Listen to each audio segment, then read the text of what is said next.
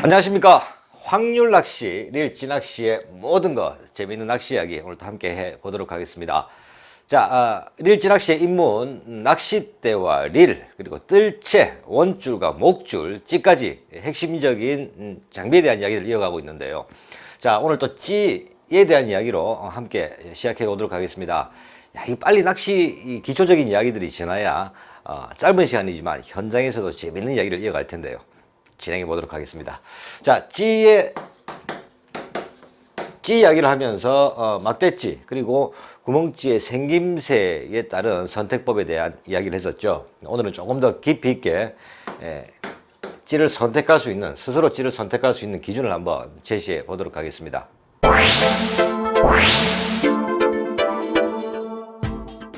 자, 찌의 호수 선택법, 부력은 곧 침력이라는 이야기를 금방 드렸었는데요. 부력을 선택하는 기준은 내가 얼만큼 채비를 가라앉히고 미채비의 무게를 줌으로써 낚시에 도움이 될 것이라고 판단해서 선택하게 되는 것이 바로 부력의 호수가 됩니다. 자, 그렇다면 부력을 가진 찌를 선택하기 위해서 먼저 생각하게 되는 것, 먼저 결정해야 되는 것은 침력이 될 텐데요. 이 침력이라는 것은 수중찌나 수중봉돌의 무게가 됩니다. 자, 그렇다면 수중찌와 수중봉돌에 대한 이해를 먼저 가져야 되겠죠. 함께 풀어보겠습니다. 자, 이 수중찌와 봉돌은 엄연히 자신이 가지는 기능들이 따로 있죠. 하지만 가라앉는 그 침력을 가지고 있다는 것에서는 같은 의미로 해석할 수 있는데요. 자, 그렇다면 수중찌와 봉돌, 찌를 선택하게 되는 그 침력을 가진 수중찌와 봉돌의 무게 비율은 어떻게 가려지는 것인지 제가 도표를 가지고 한번 상세히 설명드려 보도록 하겠습니다.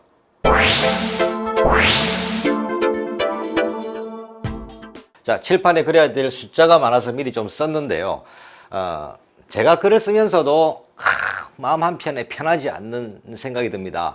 왜 이렇게 낚시에 사용하는 봉돌의 무게 기준을 복잡하게 만들어 놨을까? 낚시를 처음 접하시는 분들한테 이 낚시 어려워, 나는 이렇게 못하겠어 라는 마음이 들 수도 있을 텐데요.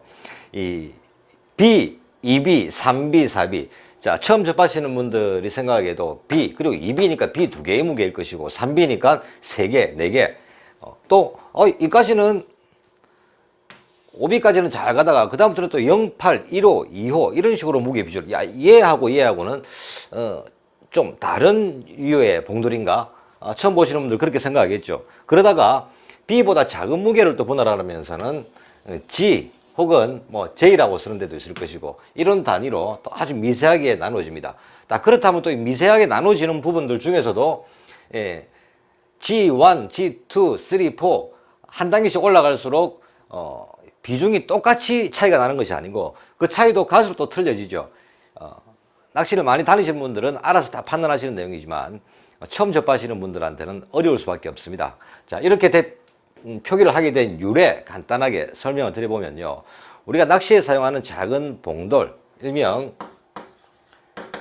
B봉돌이라고 이야기를 하는 이 B의 유래는 사실 그 외국에서 사슴 사냥을 하는 그 산탄총이라는 총알 안에 아주 작은 그 총알들이 여러 개가 들어있죠. 이렇게 쫙 퍼져나가는 총인데 그 총알의 기준, 크기의 기준이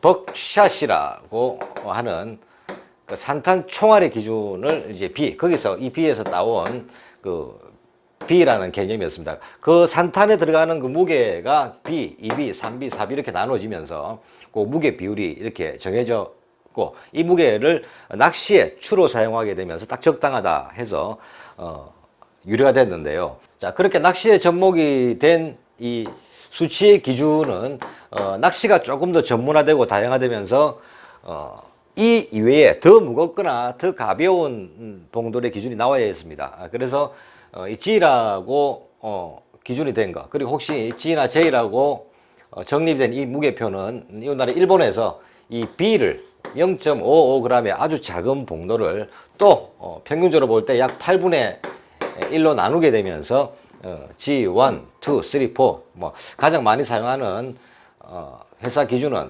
뭐 어떤 회사는 또 9번, 10번까지 나가는 데도 있는데요. 평균적으로 볼 때 G1부터 G8까지 아주 세분화되어 있습니다. 자, 이조차도 그렇게 쏙 쉽게 다가오지는 않는데요. 가장 가벼운 G8번과 7번의 차이는 0.02g이 차이가 나죠. 자, 7번과 6번은 0.03이 차이가 나고 6번과 5번은 0.04g, 그리고 5번과 4번은 똑같은 0.04, 그리고 4번부터 3번 사이에는 0.05g이 차이가 납니다. 이렇게 올라갈수록 비율이 조금씩 바뀌게 되는데, 자, 제가 오늘 강의를 듣는 우리 초중급의 조사님들께 감히 조언해 드리건데, 낚시를 시작함에 있어서 여러분들이 여기 들어가는 이 무게, 복잡한 무게의 조견표는 외우시지 않으셔도 됩니다. 사실 저도 표를 그리면서 제 머릿속에서 이 수치를 다 외우고 그린 건 아닙니다. 대략적으로 B봉돌의 무게, 그리고 G봉돌의 무게, 그리고 1호 수증기 정도의 무게만 본인이 감을 잡고 계신다면 이런 수치까지 다 외우시고 낚시를 해야 될, 그렇게 어렵게 시작해야 될 필요는 없다. 조금 더 쉽게 다가서시는 게 좋다고 말씀을 드리겠고요. 우리가 사용하는 봉돌의 유래가 어떻게 됐다는 내용으로 참고 삼아 설명을 드린 내용이었습니다. 자, 그럼 이 부분을 아주 좀 쉽게 이해할 수 있도록 다른 그림으로 한번 옮겨 보도록 하겠습니다.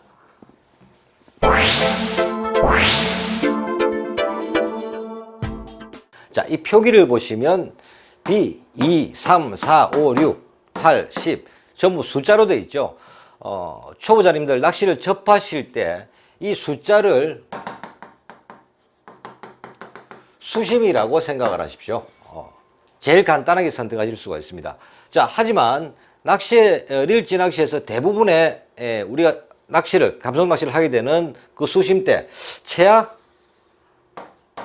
5m권은 나온단 말입니다. 자, 이럴 경우 B, 2B, 3B, 4B 조금만 너무 가벼운 부력들, 조금만 외부 환경, 파도나 조류, 바람에 영향을 받으시면 낚시가 어려워집니다. 따라서 처음 낚시를 시작하실 때는 수심이 한 5, 6m 밖에 나오지 않는 얕은 수심이다 하더라도 어떻게 보면 5, 6m 같으면 목줄 길이만 한 4, 5m 길게 주더라도 목줄만 가지고도 낚시를 할 수 있는 수심대지만 낚시가 익숙해지실 때까지는 5에서 6m권의 수심에서 낚시를 하시게 된다면 5B 정도 혹은 0.6호치 수심과 맞는 반유동 채비를 선택하는 것이 건 80% 가까이 확률을 맞추실 수가 있습니다. 자, 그렇다면 포인트 내리면서 선장님께서 여기는 수심이 한 8에서 10m 정도 나옵니다. 그러면 어떻게 될까요? 0.8에서 1호치를 선택하시면 대체적으로 볼 때 약 8에서 10m권이다. 자, 이런 기준을 잡으시면 낚시를 조금 쉽게 접하실 수가 있겠습니다. 자, 반면 8에서 10m인데 오늘 파도가 강해, 너울이 있어, 혹은 바람이 많이 불어, 이렇게 한다면 내 매듭이 잘 안 닿는 것 같고 원줄이 축 처지면서 채비 안정에 어려움이 있다. 그때는 한 단계를 높여주신다고 생각하시면 됩니다. 자, 5, 6m 수심권에서도 마찬가지죠. 5에서 0.5나 0.6 정도 찌를 선택을 해야 되는 수심인데도 외부 영향이 바람, 파도 등 심해서 채비 정렬이, 채비 관리가 어렵다 싶을 때는 한 단계 높여서 0.8이나 1호치를 선택하는 것도 조금 낚시를 쉽게 접할 수 있는 방법이라고 하겠습니다. 자, 찌에 대한 이야기 몇 마디 드리지도 않은 것 같은데 또 시간이 다 돼갑니다. 전체적으로 볼 때 가장 많이 사용하는 부력에 대한 찌만 가지고 쉽게 접하실 수 있도록 앞에 들어가는 번호, 그리고 그 번호가 수심이라고 생각하고 채비를 선택한다면 거의 80%를 맞아 들어간다는 말씀을 드렸었고, 자, 이런 낚시로 여러분들이 조금 익숙하게 낚시 행위가 시작되면, 자, 작은 B봉돌 하나만 가지고도 약 8분의 1로 또 나눠지는 부력이 있다고 그랬죠. 그리고 또 뭐 3호 이상은 거의 사용하지 않습니다만 또 그 위에 부력까지도 이야기를 이어가면서 재미있게 한번 진행해 보도록 하겠습니다. 자, 다음 시간에 이 윗부분 그리고 밑부분에 대한 이야기를 조금 더 하고 아마 한두 번 정도만 실내 강의가 더 진행되고 나면 실내와 짧은 시간이지만 현장을 병행하면서 이야기를 한번 해볼 텐데요. 재미있는 시간 기대해 주시기 바랍니다. 자, 오늘 이야기는 여기까지입니다.